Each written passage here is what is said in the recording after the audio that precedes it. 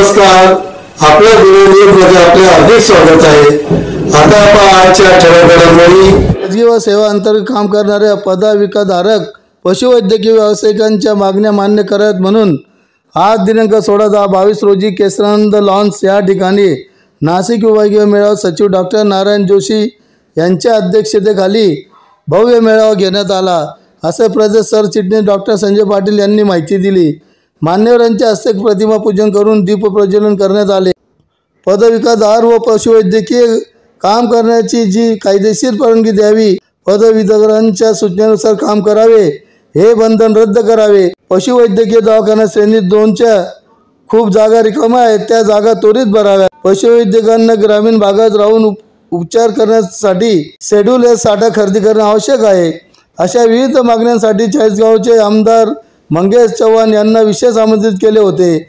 यावेळी प्रदेश अध्यक्ष डॉक्टर संजय पाटील, सचिव डॉक्टर नारायण जोशी, अध्यक्ष डॉक्टर सुवा कुलकर्णी, कार्याध्यक्ष Sagar Arute, doctor Pankaj Shinde, doctor Anil Patil, doctor Purushottam Patil, doctor Deepak Lokhande, doctor Jadhav Thackeray, doctor Deepak Gayre आदी अधिकारी कर्मचारी मोठ्या संख्येने उपस्थित होते।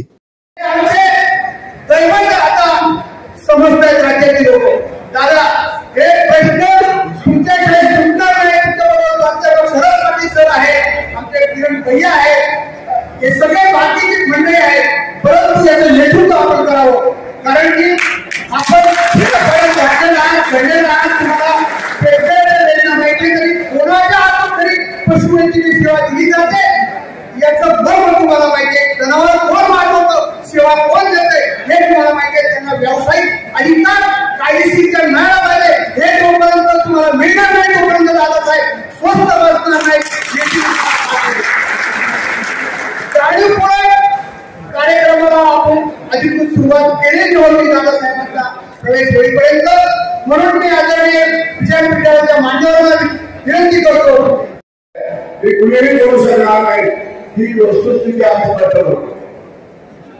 मंगेशला पुन्हा आमच्यासाठी काही करू नका, पण या राज्याचं जे काही पशुधन आहे, पक्षांचं जे धन आहे, खेड्यापाड्यातून जे वाचलेलं आहे, गाव गोठ्यामधून जे गुंतलेलं आहे, त्यांची काळजी करा आणि आमच्या मागण्यांना समर्थन द्या। आमची मागणी आमच्यासाठी नाही, कुठली आमची मागणी आमच्यासाठी नाही।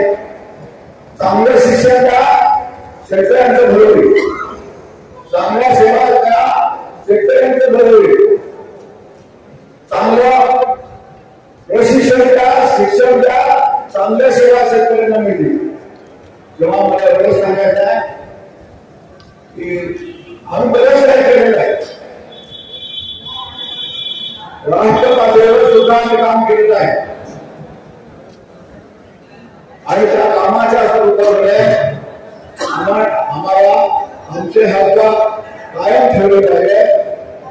महाराष्ट्र राज्य शासनाने महाराष्ट्र पशुवैद्यक कायद्यामध्ये 71 ज्या काही तरतुदी केलेल्या आहेत, त्या राज्याच्या तरतुदी म्हणून केंद्र शासनाच्या अधिसूचनेमध्ये त्यांचा समावेश व्हावा, जेणेकरून आपल्या लोकांना सर्वांच्या पशुवैद्यकीय सेवा पशुधनाला मिळत आहे।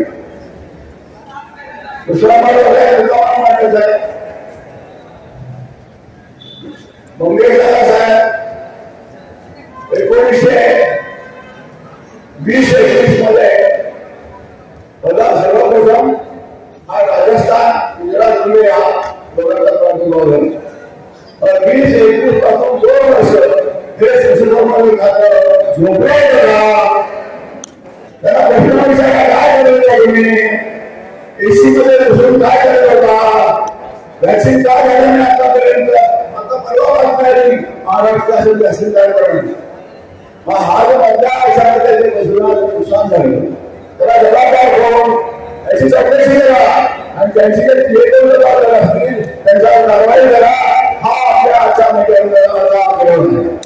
आजच्या बातमीपत्र संपले, पुन्हा भेटूया पुढच्या बातमीपत्रात।